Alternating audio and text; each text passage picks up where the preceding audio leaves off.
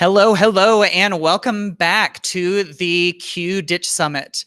I am the host, Matt Miller of the Summit, and I am super excited to have you on this video where we're talking all about teacher wellness. You know, all of those topics that are going to help us to be at our best and at our most rested and rejuvenated, and all of those things that are helping us to be healthy, sustainable people. We're going to be talking more about that in this video, and I've got a guest that I know that you are going to love. We're going to be talking with Dr. Sheldon Eakins of the Leading Equity Center. And Dr. Eakins, let me just kick it over to you real quick so you can introduce yourself to the people. Could you tell them a little bit about who you are and what you do? Well, thank you, Matt. Yes, I am Dr. Sheldon L. Eakins. I host the Leading Equity podcast. In addition to Leading Equity podcast, I also am the director of the Leading Equity Center. In addition to that, I am a special education director for a tribal school on a Native American reservation out here in the Pocatello, Idaho area. So small rural area. I love what I do. I love talking about equity. I work with a population of students, and I've been working with populations of students that don't always get the needs and the focus that they should be getting, that they really deserve. So I'm really happy to be on this time right now. Yeah, absolutely. And I know that there are, excuse me, that there are lots of topics within this whole realm that I think will play really nicely into teacher wellness. And so let's just if we could, let's just start with you, Dr. Eakins. So maybe you could tell us just a little bit about, just from your introduction right there, there's so many things that I want to hear more about. Can you tell us just a little bit about your journey into education and maybe how, trying to maintain your wellness has played into that? That's a good question because it was a kind of a, senior year, high school. I had like the coolest history teacher ever, right? His name was Mr. Fielder. He was the basketball coach and also our history teacher. Now, those are the two things that I love, basketball and history. And I want to be just like this guy. And I decided senior year, I'm going to be a teacher and I'm going to coach basketball. And that's what I did. I went to college and got my bachelor's in social science. And I got my first teaching job in the Virgin Islands. So when we talk about wellness, Matt, let me tell you something. When we're talking about wellness, spending some time in the Virgin Islands will get you right. You know what I'm saying? Yes, sir. Yes, sir. So yeah, I spent my first 2 teaching years in the Virgin Islands, out on the beach whenever I wanted to be on the beach, kayaking, snorkeling, you name it. I was doing it. And I truly enjoyed it. In addition to that, I got to coach basketball. So I coached some JV basketball. I also did some varsity girls basketball. It was awesome. It was amazing. And it was very therapeutic to be able to spend time learning a new culture and to be able to, I blend in, Matt. Like as soon as I open my mouth, it's a different story, but like just being able to navigate and be able to blend in was great. And it's very therapeutic with, just learning all these new things I had never seen before, and just coming from the States and from the mainland and thinking, oh, well, this is still part of the United States and this is going to be great. And like I had to learn so many lessons early on as, when I first started teaching. Not only did I have to learn a lot of lessons just because as a brand new teacher you had to learn, but just culturally I had to learn a lot of things because I just thought, I would be fine, but I learned a lot of stuff then. Yeah, very good. And that's that. I can't even imagine, my first few years teaching, I was out here in rural Indiana, so Indiana basketball, there's kind of a connection there. Sure, right? Sure. Of course. Yeah. And that's gotta be such a cool place to start your career and to be able to, just see a different part of the world and how people interact. And now here you are in Idaho, where Yes. you're seeing another different sort of shade of the culture of the United States and of the world, right? Yeah, most definitely. So yeah, coming from the Virgin Islands, and I've matriculated in various states. I've lived in Florida, I've taught in Florida, I've taught in Louisiana, and prior to me moving to Idaho, I was in Oregon. You know, so I drove past Idaho to get to Oregon, and I remember thinking, like, this place is very very rural. And first thoughts when I think about Idaho was potatoes, and that was all I knew. And I never thought I would end up here, but here I am. Yeah, and it's definitely a different culture. I think for the state of Idaho, African Americans are, I believe, it's only 0.8 for the entire state. And so just that alone, you have to learn to navigate and find ways to find that wellness, and because I don't have a lot of people that look like me that I can go talk to and just, hey, let's have this conversation. Hey, this happened in my day. These issues are happening in the news that I want to talk about from my perspective and from maybe some like-minded perspectives. I don't have that. And so I have to kind of look outside of what's happening local. And I would tell you that social media and Voxer, things like that, have been very helpful for me to provide that, when I'm ready to remove myself from the environment that I'm in, because you know what, I need a break.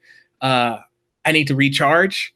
I can definitely use like Voxer and other social media avenues.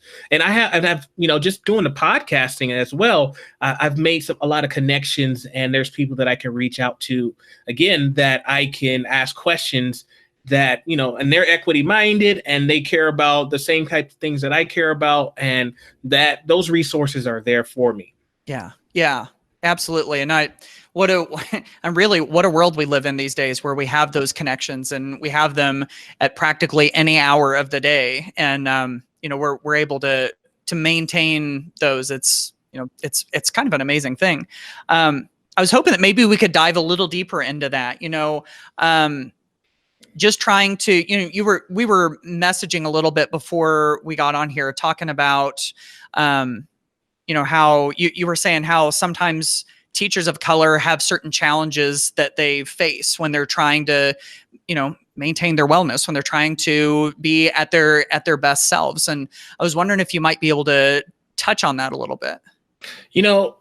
Moving to the Northwest, so moving from one place where there's very diverse, and when I say diverse, I mean as far as race, there's a lot of diversity.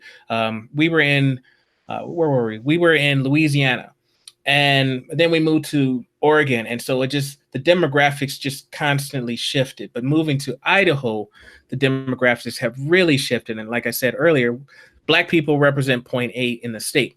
So things that you don't necessarily think about because you're used to having, I had to learn quickly.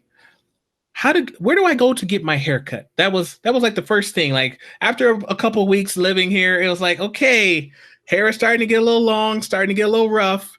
I'm ready to get this haircut, but I don't know where to go. Or just, there's foods that I like. And I'm trying to find some local restaurants that serve some of like the soul food, the mac and cheese, the collard greens, the things that I like to eat.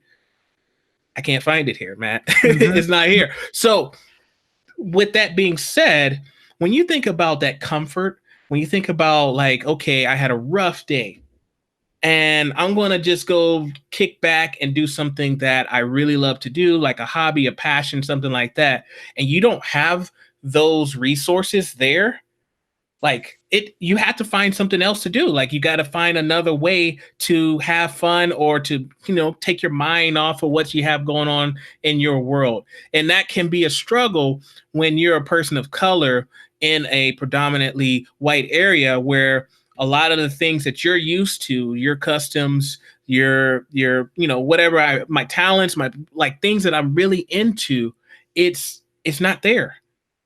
And where do I find it? So that piece can be a struggle. I'll be honest. It can be a struggle.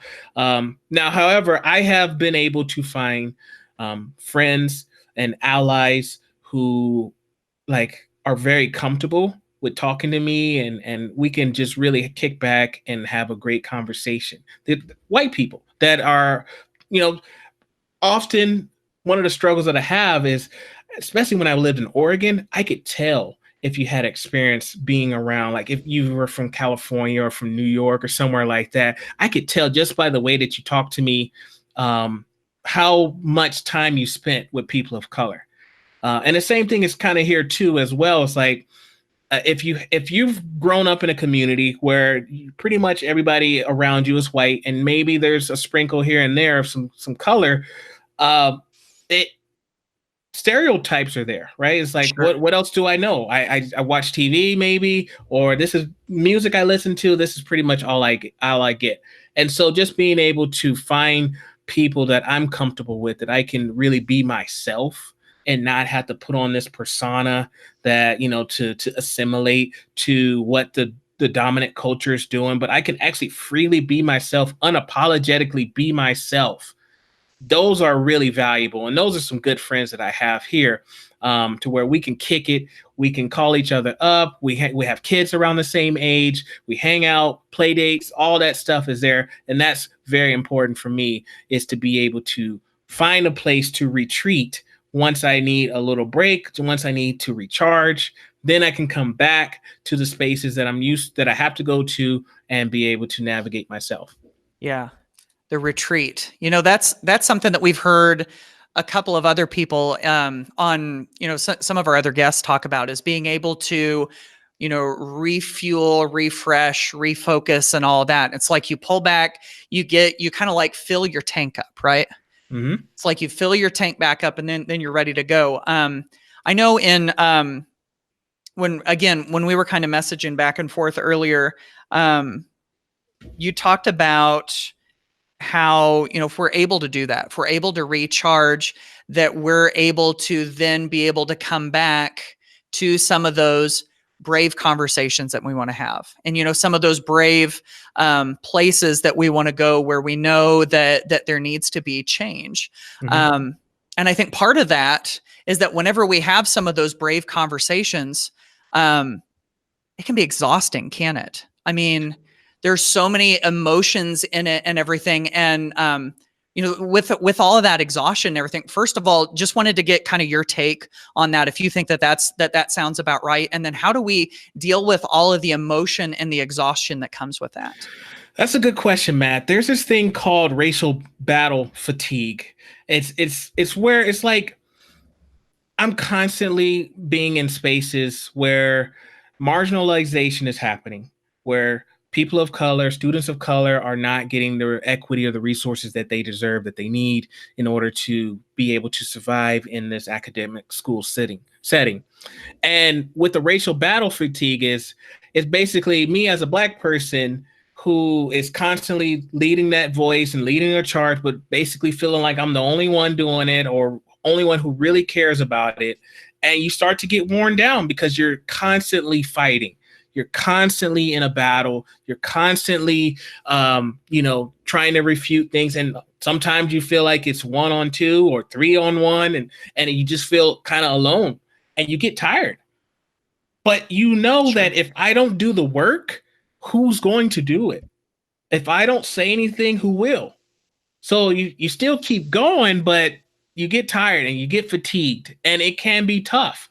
But if the work isn't, if I don't do it, who will do it?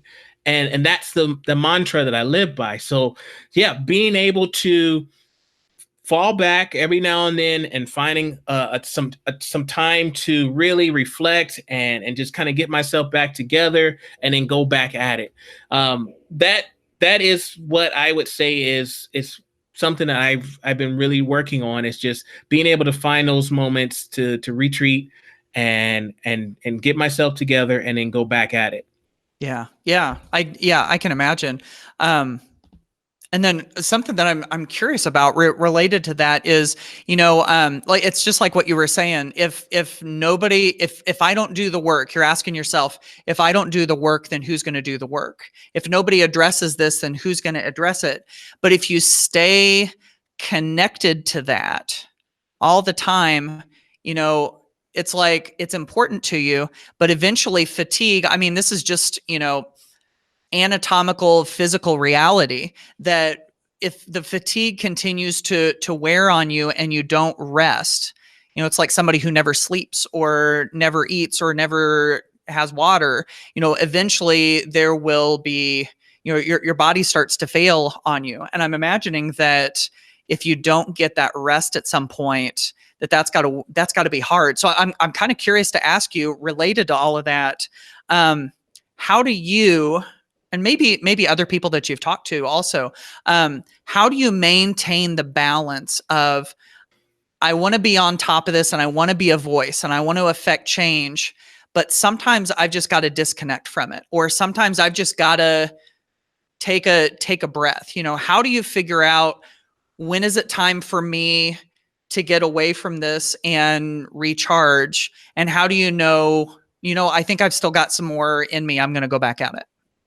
That the thing about it, let's say I have a student that comes up to me, a student of color that comes up to me and says, my teacher, I overheard them saying the N-word. Now, they didn't say it towards me, but I heard them say it.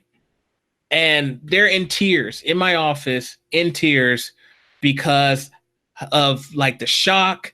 And like, I really trusted this teacher. I never would think they would say something like that. I really respect this person. And though I might be angry, if I had this student that's in my office crying, I got to be strong for them, right? I gotta be like that shoulder that they can cry on. So it's hard to say, to answer your question, it's hard to say, well, when can I pick and choose the time and the place for me to get some me time? Because at the job, right, it's hard to do that, because I don't know when a student's going to come to me and say, I need help, because I don't have anywhere else to go. I don't have any other teachers that I trust or that I have a relationship with, that I feel comfortable with sharing this information with. You're the person that I see. So as that starts to build up, as more and more students tell, you know what, Dr. Eakins, I just talked to him and he really helped me out. They're going to tell their friends. They're going to tell their friends. They're going to tell their friends. So now you end up with being the only person that the students feel comfortable talking to, the students of color feel comfortable talking to share their issues, their challenges. And it is hard to say, okay, I'm gonna close my door for the next hour. Don't knock on my door. Don't come to me.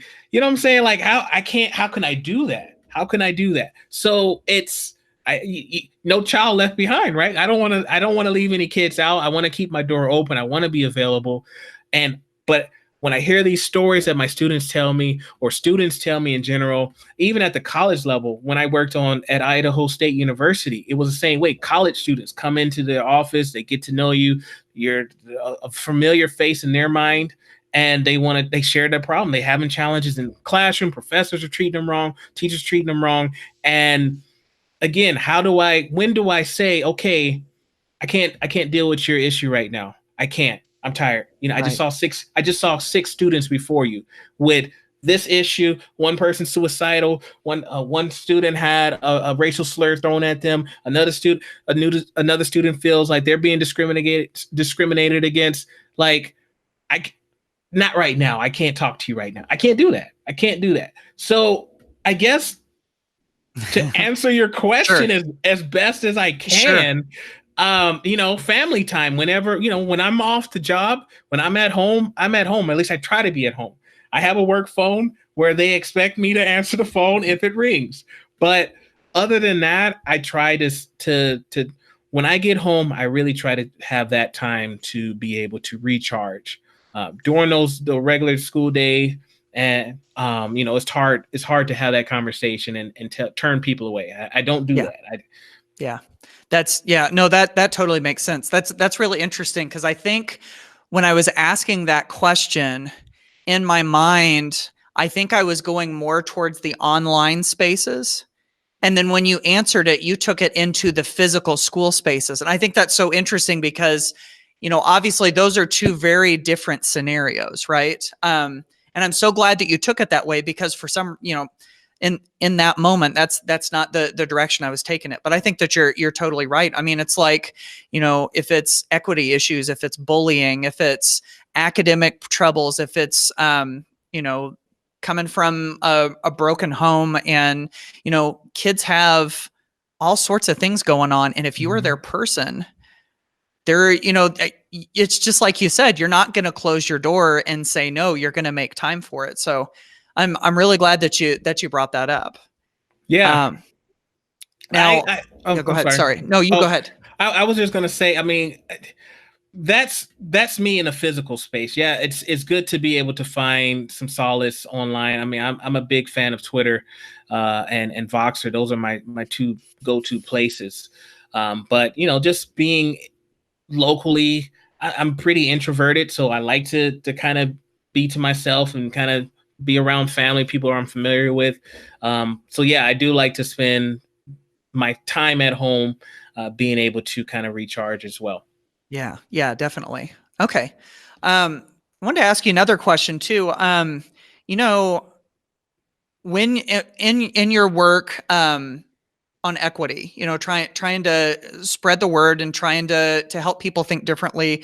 When it comes to those equity issues, I was wondering, since we're kind of talking about wellness here, if you think that whenever people are, whenever they're struggling to be in a well state of mind, be it the teachers, the administration, even the community, does that have an impact, do you think, on those brave discussions, on some of those discussions about equity?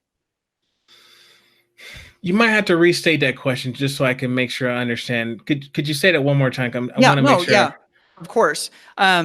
So like, whoever it is that you're having these conversations with, Okay. if they're having struggles with their own wellness, does that Hmm. make it harder, do you think, to have those difficult conversations? So if I'm talking to a colleague who's also dealing with some personal issues, does it make it difficult for us to have that conversation about equity? Yeah, I suppose so. Yeah. Okay, I'll give you I'll tell you a little story. So, um, how long ago it was? So there was a moment where there was a lot of police brutality shootings that were highlighted on the media and news, and there was one particular individual, Philando Castile. He was gunned down by a police officer. He had a weapon in his possession. He told the officer, "Hey, I do have a license. I am armed," and he was killed. Now, the next day, I went to work, and it just so happens that it was me, and I had another staff member who was also black, and I just remember going into the office that day, and just sad and hurt about what had happened. It's like another person gets killed, and it's just, when is this going to stop? I just remember thinking that in my mind. And him and I, like as soon as I walked into the office, I went straight to his office, and I sat down and talked. And I said, "Hey, man, you see what happened in the news?" And him and I talked for at least an hour about the situation, our home life. The talk is what black families do, is where they sit us down, our parents sit us down and talk to us about police and how to navigate if a police officer stops you. And I remember we just had this long conversation about it, and it was common for us to share this space because we were pretty much the only people in the office that had a personal connection to it. Yes, it was in the news, and it was, a lot of the staff like, "Oh, this is terrible," but we were more personally connected to it because of we were black as well, and our own personal experiences that we've had in our lifetime as as being pulled over and having those stories that we could share. So it was great to have that conversation. And so when we're talking about equity, being able to find someone that shares a common experience or a common mindset is helpful, because yeah, we all have our own challenges, we all have our personal things that we deal with on a daily basis and how we are able to survive and navigate, I think it's really important for us to be able to find people that, we could collectively have these conversations, even if it's just two people, but we could have these conversations and be able to go throughout the day. It was so therapeutic for me to have that conversation with him. Now I was hurt. I was still hurt, but it was good to be able to find someone that I could talk to. Had he not worked in my office, I don't know what I would have done. I guess I would have gone on Voxer group or something, but it was good to be able to see someone face to face and that has personal experiences similar to mine, and we could share that common story. There's so much that we get, like we were saying earlier, from our social media connections and from Voxer and from text messages and video calls and everything. But there's no real replacement still for, just those face-to-face conversations. No. I don't think that anything's going to totally take those away. I wanted to change gears just a little bit. Still sort of the same idea, but I'm sure that you work with a wide range of students, in various different categories. And we've talked sort of about teacher wellness, but I think that there are lots of parallels whenever we talk about student wellness too, that that there's a lot that we can learn from that as well. So I was wondering if you could just tell me a little bit about the students that you work with. Like what are some of the needs that you see in them when it comes to their wellness, and what are some things that maybe that they've tried to do to improve on that? I work on a reservation, and there's some amazing kids out there. And one of the things that I do as a special education director is I really try to develop not only a relationship with the students, but I also like to develop relationships with their family, their guardians, because I know that if I can understand their home situations, it can help me out with being able to be a successful director. And speaking of home situations, I mean, we do home visits. If we have a student that hasn't been to school in a few days, we go to their house. We say, hey, knock, knock. How is Johnny doing? We haven't seen him, we'll sit down and have that conversation. And even IEPs. If I have a parent that can't make it out to the school, we're willing to do an IEP meeting at their house. I think it's really important that we take care of our kids. As far as the type of students, I mean, it's a small school, so there's about 110 students on a given day, and each, it's 6th through 12th grade. So it's really, the slogan is we're a small school, but a big family. And I definitely think that the school is a very family-oriented school. There is a lot of, and I've been fortunate enough to be out there for the last 4 years, just working with the tribes and just being able to learn about their culture and learn as much as I can. But we do have some great students. As far as resources, we have a partnership that we do at the Idaho State University where we have some of their counseling students come out and work with students. So we have some one-on-one sessions, and we also have small group sessions as well that are offered weekly. We have just signed a contract for a new school psychologist. And one of the draws for him for us to pursue him in this contract was his focus on culturally responsive school psychology. Like, he was really big on, he's bilingual, and he's also really big on making sure that whatever observations and the psychology practices, the assessments that are being done are culturally based and not just a generic one size fits all approach to observations and assessments. So I think that was a really big win for us to be able to get him to come to our school. I'm looking forward to that. Also, as far as resources, we have a school counselor. I do a lot of work.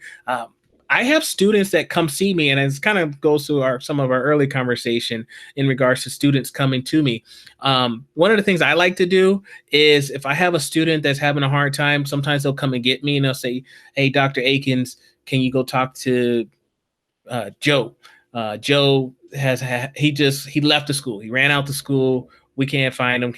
I think he's somewhere behind the school somewhere. Can you go find him and go talk to him? And I'll go out there and I say, hey man, let's go hit the track. Let's hit a couple laps on the track. Let's talk. And that's what I like to do. I'll take students to the track and I say, hey, tell me what's going on. What you got going on in your life? What happened today? What's going on? And we'll hit two, 3 laps around the track, and then we'll go back inside. They're good to go. Or I'll take them in the weight room, and I say, hey, let's go hit the weights, and we'll go in the weight room, and we'll chop it up then, and we'll just have these conversations about what they have going on in their life, and you just learn so much. I remember not too long ago, I had one of the PE teachers came up to me and asked me to help her out with one of the students, and when I went to go talk to him, I found out that his uncle was about to pass away. He was like on life support at the hospital. He had some other issues happening, and he had to go to school right after. Like, they just left the hospital, so he comes to school late. They just left the hospital, and he just wanted to play some basketball. All he wanted to do was shoot some hoops, and he was kind of he admitted that he didn't say the right words, I guess, to the teacher because he was a little frustrated. All right. Very sorry about that. We try to keep it real on these videos. And what really just happened was I'm in my wife's classroom right here, as you can see in the background. The internet just kicked me off. I had like an hour of connectivity and it booted me off. And so right in the middle of Dr. Eakins' story, we got cut off. So my apologies for that. That one's totally on me. But I talked to Dr. Eakins right before we came back on, and you're willing to finish up the rest of that story because we want to hear the rest of it. Yeah. So and I'll do my best to pick up where I left off. Yeah. Sorry about that. Okay. So basically, so this student he came to school late because he just left the hospital. His uncle was on his deathbed. They're very close, and he just comes to school with this on his heart, and he goes into PE class. His first hour, I believe it was. He goes to PE class, and the teacher wants him to do some certain activity, and he was like, "I just want to shoot hoops. That's all I want to do is just shoot hoops." And she was like, "No, this is the activity that we're going to do. You're going to participate with the rest of the class." And he was like, "No, I just want to shoot hoops. That's all I want to do is shoot hoops. I don't want to do nothing else. I just want to shoot hoops." And it was a back and forth, and she finally just sent him out, and he went to in-school suspension, and they came and got me, and they said, because I have a relationship with the student, and so I went over there and talked to him. I said, "Hey man, what's going on?" He shares with me what's happening, and I said, "How do you think things went with you and the teacher?" And he's like, "You know what? I didn't say the best things I should have said. I shouldn't have said some of these things that I said, but I was, I was in a bad place right now. I made some mistakes." And we called his mom, and she came. I said, "You know what? I really think he should take the day. I don't think he should be at school today. I think he really needs some time for himself to process what's happening." I mean, he literally left the hospital and watched his uncle on his deathbed, and I don't think he should be at school right now. And so the mom came and got him, and I checked on him the next day, and I even let the PE teacher know what was happening, and I made a suggestion. I said, because her side of the story was basically, this is kind of something that he does. He kind of, I'll give an activity, and sometimes he'll kind of want to go against it. And I was like, well, this particular day was a really rough day for him. And she understood. But anytime a student is going through something, I'm a one-on-one person. I would prefer to let's walk somewhere, or come to my office. Let's sit down. Let's have a chat. What's going on? How are you doing? What'd you eat for breakfast? Here, do you want some snacks? Do you want something? Are you hungry? And I try to keep fruit. I'm a fruit guy. Like some people have chips and stuff. I'm a fruit guy. So I'll have oranges. I'll have apples. I have bananas. So the kids know to come see me now. I was like, "Hey, Dr. Eakins, hey, you got a banana, man?" I was like, "Yeah, I got a banana. I got you. Nice. Come on in." Nice. So it's one of those things. So anytime we have students that have some difficult situations that are happening, and I always try to be a support for them. and make sure that they're doing okay. I'm always asking, how are you doing? What's going on? Yeah. What's up? Yeah. Yeah. You know, that story reminds me of a time in my own teaching career where I didn't get it right. And I know all of us have this. You know, if we've worked in education for any amount of time, we have our moments where it just didn't work out. And I remember one day I was teaching in my classroom. I was teaching a Spanish 2 class, and it was not, you know, it was a sort of a smallish class. And I had this one particular kid who, oh, he and I had kind of gone back and forth at times during, you know, the leading up through the school year, but usually we were able to find common ground and smooth things out and go on our ways. This particular day, he wasn't giving up. He was, you know, he was disruptive, and he was mean to his fellow classmates and to me and everything. And eventually I just said, look, you got to go to the office. It's not. And then he's walking out and he's saying things on the way out. And he walks out. A couple minutes later, his older sister walks in. His older sister, who's like a senior in high school, it's like one of my best students. She walked in. She said, you know, his dog died this morning. And it's like, you know, not at the same level as your uncle, but it's like, this was just as close to them as a family member. I mean, they absolutely loved it. And he just didn't know how to process his emotions. And if I had known that, of course, I would have gone a completely different route, Right. you know, but in this case, I booted him out. So later on I went and I apologized to him and I said, hey, I wish I had known. I would have handled this really differently. And, you know, afterwards, you know, you've got that remorse, you've got that feeling of, oh man, I totally blew it. And I feel like the scum of the earth right now. And, I didn't really know how to deal with that. I didn't deal with that very well. And I was wondering, you know, just kind of curious, because you've worked with, you know, students in a variety of different, you know, as a teacher and as an administrator and in special education, everything. Have you ever, if you've ever had anything like that, do you have any sort of, you know, advice to teachers who go through something like that, where they're like, oh man, I totally screwed up. Where do I go from here?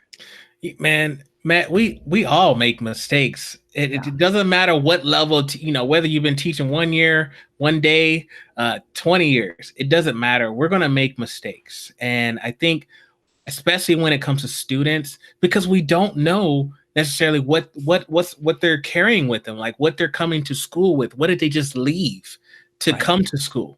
We don't know that. And I think one of the things is just try to be empathetic as much as possible. If you're noticing that a student's behavior is not the norm, this is not typical Johnny, then maybe you need to pull them to the side and say, hey, you seem a little off today. How are you feeling? I'll give you an example, because just thinking of that fake example, I actually came up with a real example. So I have a resource room, and I remember I had a student, and him and I, we have a good relationship. We joke, you know, him and I like to make fun of each other and talk about each other and all this stuff. But I'm on him all the time. I'm like, do your work, get your work done. Let's get, you know, that's part of what I do. And I remember I came and sat down next to him, and he was like, man, not today. Don't be on me about the schoolwork. And I was like, look, I'm not coming at you on that. I'm not coming here, and I know I'm typically on you about your schoolwork. I'm not here for that. You don't seem like you seem a little off. You seem like you have something going on. What's up? What's happening? And he was like, yeah, you know, he started talking about like all these different things that he has happened within the last few days. And it was like, look, I'm not coming at you on I'm trying to make you do your work. Instead, I just want to sit down and talk to you and have a conversation, see what's going on. But that takes time, like, to learn. And those are based off of experiences that I've had that I had to reflect on, that, you know what, I messed up. I made a mistake. I got to own that. I got to be responsible for what I did.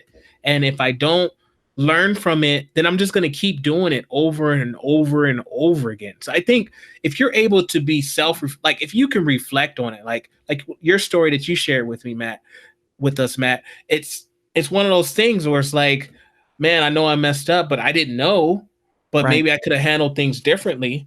But that's a lesson that you're able. And I don't know how long ago that was, but it's obviously it's still in your brain. It's something that you still think about.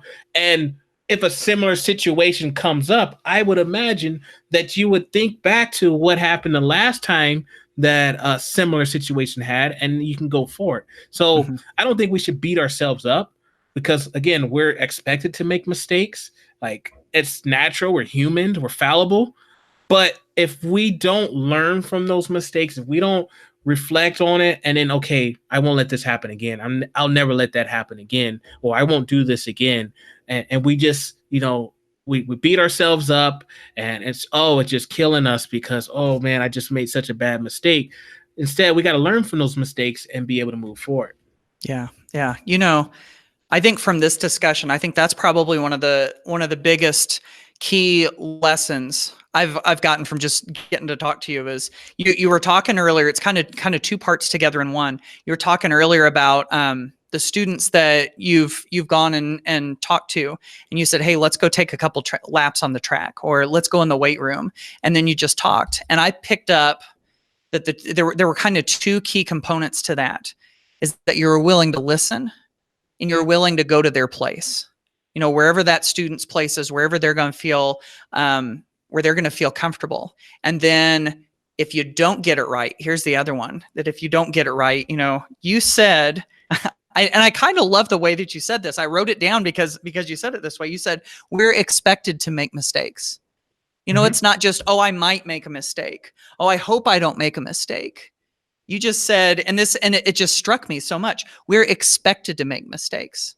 That is a little bit empowering to me because I know that we are all humans, we're all fallible, and us as educators, we are folks that want to get it right all the time because kids' lives are at stake to some Mhm. extent. We want to get it right. But I think if we keep that mindset on it, just like you said, it's not just we're allowed to make mistakes. It's not just we might make mistakes. It's that we're expected to make mistakes because we're human. That was so important to me. Yeah, it's the truth, man. Right? It is. It That's is. how I Yeah. feel. Yeah, Yeah. we're supposed to make mistakes, and we can't dwell on it. That's the thing. I mean, things are going to happen. We can't. There's so much that we can't control. Mhm. If we have a field trip and we think we got everything, the itinerary, everything's in a order, and everything's supposed to be right, and then stuff happens, or we forget a kid and lose forget to put them on the bus or whatever. Like Because that happens. it happens. It Yeah. happens. But do we just kill ourselves, beat ourselves up over this? Or do we say, you know what, next time we're gonna head out, we're gonna make sure we do a count. And we're gonna make sure we got all our kids before we Yep. head to our next location. Yes, Like we sir. learn from those mistakes and we go forward. Yeah. Yeah. Absolutely. Absolutely. Oh, I have so enjoyed this conversation. I so appreciate you sharing some of your time with us. Before we wrap up here, I was hoping that you could do a couple things for us. One, I wanted to ask you about your podcast. Could you give us just kind of a snapshot of, if we listen to the podcast, what are the kinds of conversations that we're going to hear? Okay, so it's the Leading Equity Podcast, and it's a podcast that focuses on providing teachers and educators with the tools and resources necessary to ensure equity at their school. So the people that I have on my show is primarily with guests, and I do a lot of research and I look for topics centered around equity, and I'll have guests on my show and we'll talk about it. That's what we talk about. And like you said earlier in our conversation, equity is such a large umbrella. There's so many different pieces that fit within equity, and so I mean, there's a lot of different episodes that you would find that are centered around that same topic. Yeah. Yeah. Very good. Very good. And then the other thing I wanted to hear from you about is you've got, on that very same topic, you've got an online course that people can take, right?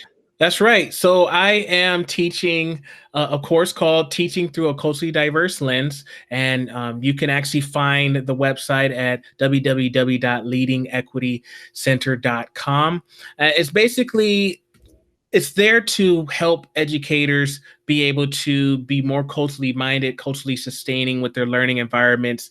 Whether you have a school that or your classroom is very diverse, or you have primarily one or two cultures kind of represented or races represented within your classroom, is beneficial to you. It's not just for teachers. We have administrators, I have district level administrators as well, counselors in the course, instructional coaches in the course. So it's even our class, our students are diverse as far as those who are in the course. So yeah, if you want to find out more information about it, it's www.leadingequitycenter.com. Excellent. Very good. And we will have links to all of that on the speaker page here on the Ditch Summit, as well as in the description for the videos. So Dr. Eakins, this has been such a great conversation. I've so enjoyed spending time with you. Thank you so much. Oh, this was fun. Thank you for having me, Matt. Yes, absolutely. And thank you for watching this video and for participating in the Ditch Summit, sponsored by Q, powered by Adobe. We so thank you for joining us, and we'll see you on the next video.